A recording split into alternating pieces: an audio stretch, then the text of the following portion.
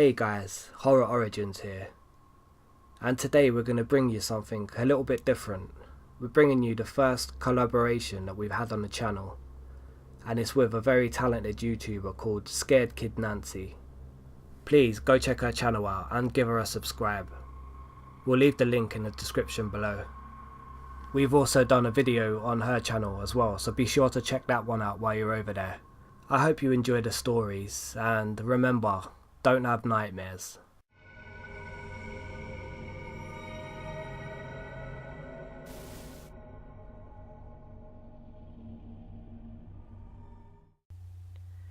I was adopted. I never knew my real mother. Rather, I knew her at one time, but I left her when I was too young to be able to remember. I love my adopted family, though. They were so kind to me. I ate well, I lived in a warm and comfortable house, and I got to stay up pretty late. Let me tell you about my family real fast. First, there's my mother. I never called her mom or anything like that. I just called her by her first name, Janice. She didn't mind at all, though. I called her that for so long, I don't think she even noticed. Anyhow, she was a very kind woman. I think that she's the one who recommended my adoption in the first place. Sometimes I would lay my head against her in front of the television, and she would tickle my back with her nails. She's one of those Hollywood mothers. Second, there's Dad. His real name was Richard, but he never really liked me much, so I began to refer to him as Dad in a desperate attempt to gain his affection. It didn't work. I think that no matter what I called him, he would never love me as much as his own child. That's understandable, so I really didn't press the matter. The most notable attribute of Dad was his unmoving sternness. He was not afraid to pop his children when they did something wrong. I found that out before I could use the restroom properly. He didn't hesitate to spank me. Well, I'm in line, and it's because of his methods. Lastly is my sister. Little Emily was really young when I was adopted, so we were about the same age, but she was slightly older. I like to think of her as my little sister, though. We got along better than any siblings could possibly get along. We would always stay up late together and just talk. Well, she did a lot of the talking. I mostly just listened because I loved her. It was a great setup that we had. We were short on bedrooms, so because I didn't want to sleep in the living room all by myself, when I was little, I had a pallet set up for me next to her bed on the floor. This is where I have slept since, but it was cool with me because I enjoyed being with her and I always felt pretty protective of my little sis. Everything changed on a horrible Wednesday night. I was at home taking a nap when little Emily opened the front door. The sound of the door opening pulled me to the state of consciousness, and I walked from the room down to the hall and into the living room. That's when I first remembered it was Wednesday. I was never any good at keeping track of what day it was. Actually, I'll just go ahead and say it. My sense of time was horrible. But, nevertheless, I knew it was Wednesday because Emily had just come home from her church's youth group gathering. She walked in the front door and hugged me, and then was followed by my dad and Janice. "You have a good nap?" Janice said, teasingly as she ruffled up my hair. I just shook my head away and snorted in a manner that clearly expressed that I was teasing her back. "Don't you snort at your mother like that," said my father, gruffly and with authority. He shut the door behind him and hung up his coat. I was clearly joking, I growled under my breath. He must not have heard me because I didn't feel him smack me. Emily then proceeded to our room and I followed. She started telling me about her day, usual teenage girl stuff.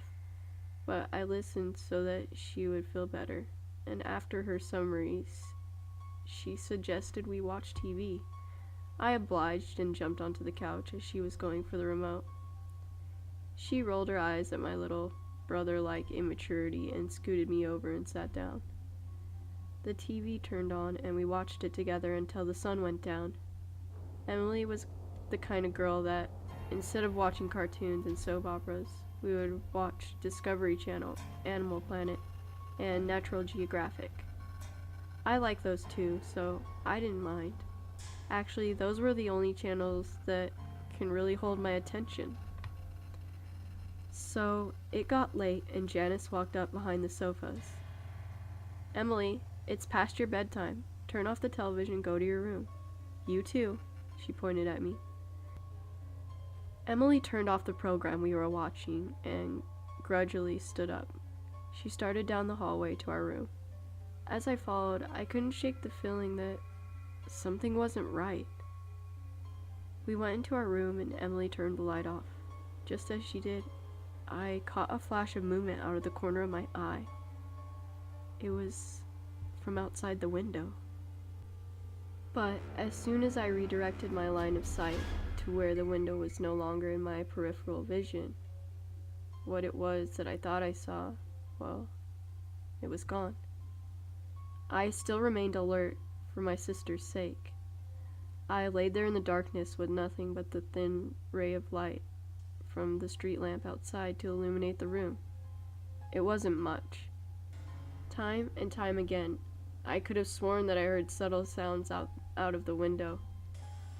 A twig break, leaves crunching, the wind whistling, and all the while I could smell a faint stench of sweat and maybe blood.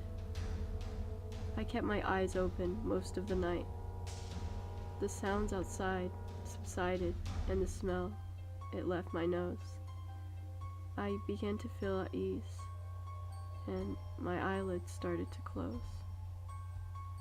Not long after that, I heard a very loud crash on the other side of the house. I was up in an instant. "There's someone in the house!" I barked with extreme adrenaline coursing through me. "Wake up!" I shrieked and pleaded with Emily. She did, and as soon as I saw her sit up, I ran to my parents' room. Dad was dead. His neck was splayed open and gaping, as blood spilled out of it, off the bed and onto the floor. I saw that the master bathroom's door was closed, and just before, on the outside, was a man. A man. I don't feel comfortable calling it that. It was very large and rugged. He turned around and saw me, and that's when I saw him accurately for the first time. I won't forget it. His eyes were large and beady and trapped with lust. He was styling a beard that was badly unkept, with blood dripping off. His clothes were dirty and his face was cold. Just then, I noticed the same horrid smell of sweat and blood from earlier, but this time, it was overwhelming. He saw me and grinned, with a set of crooked yellow teeth. That smile threw me off. I thought I was going to die. But then he turned back to the bathroom door, completely undisturbed by my presence. I was terrified and didn't know what to do. I just yelled and cried. I watched as he shouldered through the door. That was Mom's only protection. I watched as he raised the large razor that he was carrying, but had obviously neglected to use properly. I watched as he sliced her open and tore her to shreds. I then heard something. The last thing I wanted to hear. It was Emily's scream coming from behind me. The large monstrosity looked up from my butchered mother and stared at my little sister. I was distraught. He stood up and quickly started walking toward us. My sis turned and ran, and I was at a loss when he bypassed me and went straight after her. Why was she still in the house? Had she not assessed the situation and run? Apparently not. And now she was dead, and I was alone. I ran after them both. I expected the man to kill her as he had the rest of my family, but I was sadly mistaken. He grabbed her by the arm and jerked her as a way to make clear that he was in control. He dragged her through the house. I was making all of the noise I could now, hoping and praying that someone would come to my aid. He mustn't take her, not her. As he passed me, I backed against the wall and whimpered with terror. Why? He didn't respond except by putting his free hand on my head, while Emily screamed in the other, saying, "Good boy." He gave another crooked grin and a very cold, unnatural laugh. I followed him to the door where he dragged my helpless sister after him. He opened it, pulled her out, and slammed it shut behind him. I am now sitting in the house with my mutilated adopted parents, shivering and whimpering with dismay. He's out there with her, doing who knows what to her, and I can't do anything. I would if I could, but I can't. I would chase after him in a heartbeat, but I can't. I sit here looking at the front door, and I look down at my paws. If only I could open doors.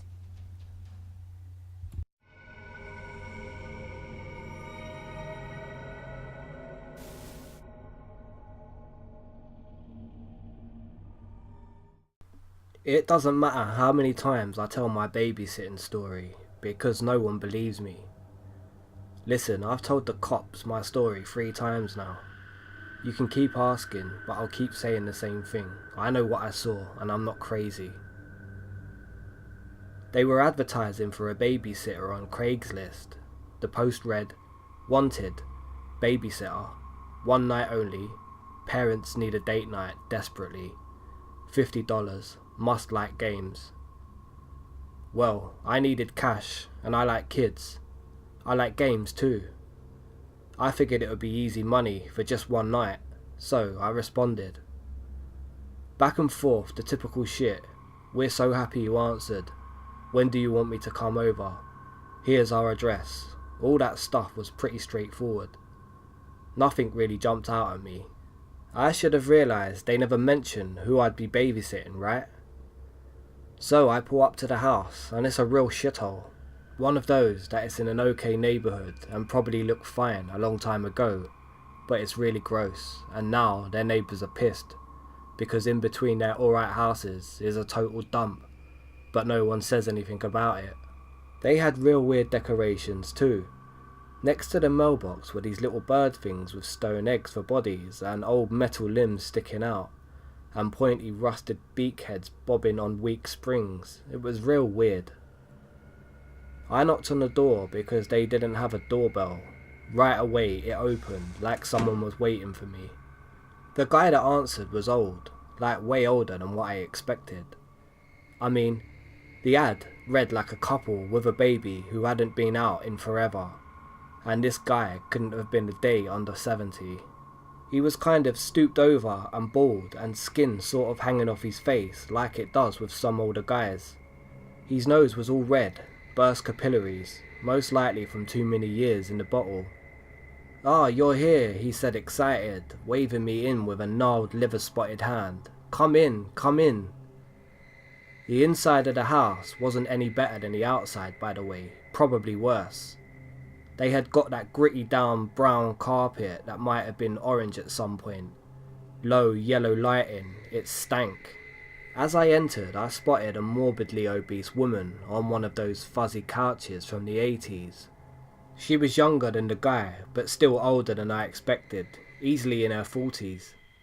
She wore a flowered house dress and eyeshadow that reminded me of electric blue Kool-Aid.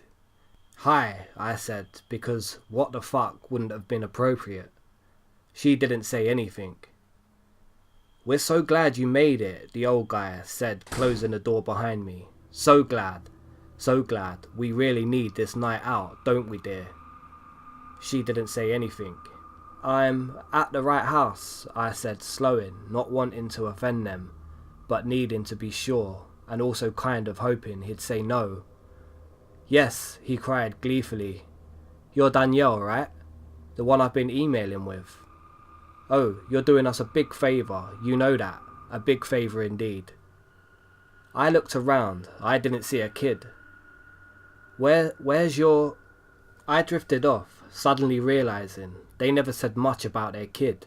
Anything, really. "Boo," the old guy said. "Boo, he's in his room, in the basement. This might be a very easy job for you.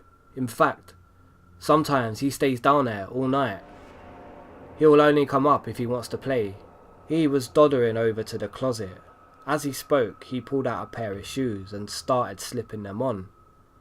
And like she'd been given some sort of cue, the obese woman heaved herself off the couch with a muted grunt and shuffled towards a beaten up pair of Keds next to the TV.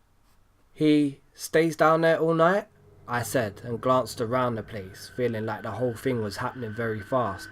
"Shouldn't I go check on him?" No need. He'll come up and get you if he wants you," the old guy said as he was putting on a weathered brown coat and a hat that reminded me of those old movies with Humphrey Bogart. The obese woman trundled up to me and stared. I wasn't sure what to do until I realised I was standing in front of a coat rack. I quickly moved out of her way and she pulled off a black raincoat roughly the size of a parachute. The old guy patted his pockets, checking for his belongings. "Okay, alright, very good, very good." He paused, gave me a long look, like he wanted to say something else. Then he smiled. "You seem like a nice girl, Danielle. I'm sure Boo will like you very much." "Thanks," I said, thoroughly confused. So, would I be meeting Boo or not? I decided not to ask. At the time, as weird as it was, I just thought it would be an easy $50 to sit on someone's filthy couch and watch TV. "Well, we're off," the old guy said, extending his arm to the obese woman in a gentlemanly way. She took his arm, her mouth drawn out of the corners, and said, "You have yourself a lovely night. We won't be long." And just like that, they were gone. Just me, the couch, and Boo. Just off the living room there was a door that led to what I assumed was the basement, Boo's room. It was closed. I remember standing there for a few minutes, not quite sure what to do. It felt weird to be babysitting and not check on the kid or even meet the kid. But that's what the guy said. Don't check on him, he'll come up if he wants me. So I sat on a fuzzy couch in the deep dip left behind by the obese woman and turned on the TV. They didn't have cable, typical. I watched the news for a while, which I haven't done in forever. Jesus, there is some depressing shit going on in the world, isn't there? Then I found some reruns of Scrubs, which I don't really like, but it was better than nothing. It was around 8:30 when I heard the basement door creak open. I grabbed the remote and muted the TV. "Boo," I called. Ears perked for an answer. Nothing. I got up and walked towards the door, which was definitely open now.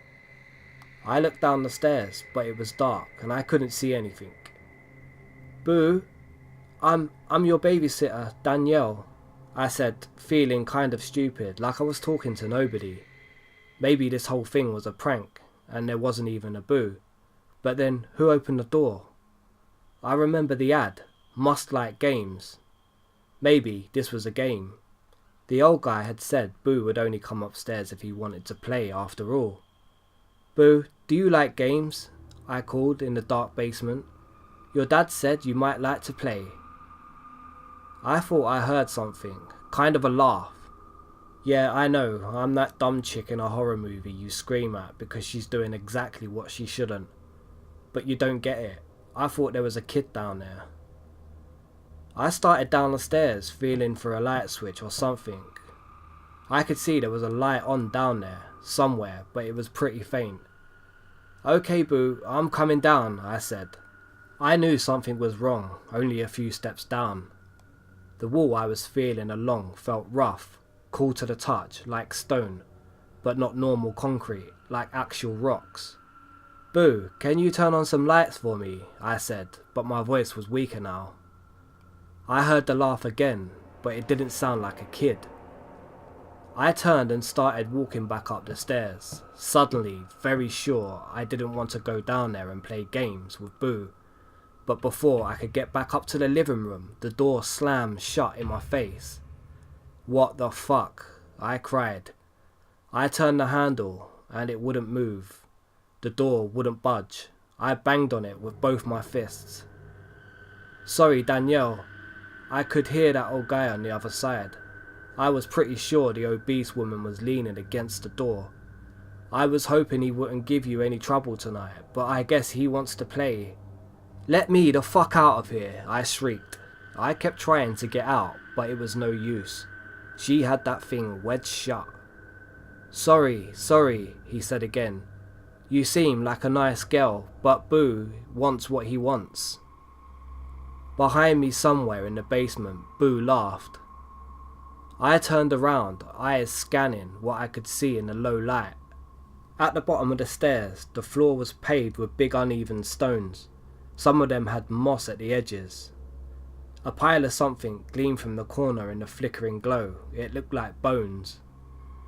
I was trapped if I stayed on the stairs, so in a movement of pure adrenaline, I bolted. I had no idea what I was going to do, but I knew if I stayed on those steps, I was done for. Once I could see the basement, I knew I was fucked.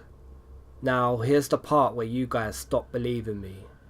It was a fucking dungeon, like a legit dungeon. Stone walls, spider webs, chains, all that shit. What little light there was came flickering from metal torches. Frantic, I started looking for a way out, windows, doors, anything. Something clattered on the floor nearby.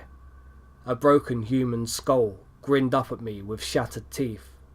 Further into the basement, where it was too dark to see very clearly, a shape slithered from one arched stone doorway to another, laughing. Look, I know that you want me to tell you how long I was down there for, but I don't know.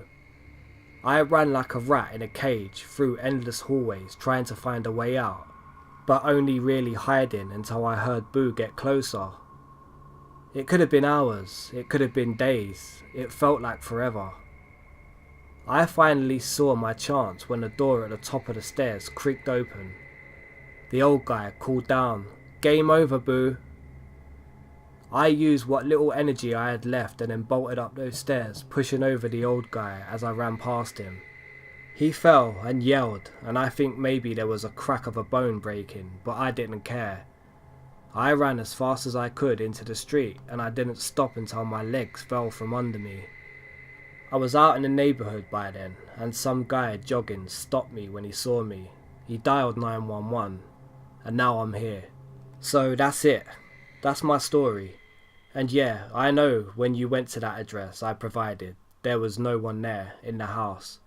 I know you said it was just a normal house with a normal basement and no one had lived there for 6 months because the real estate market isn't doing so well. I know I saw what I saw.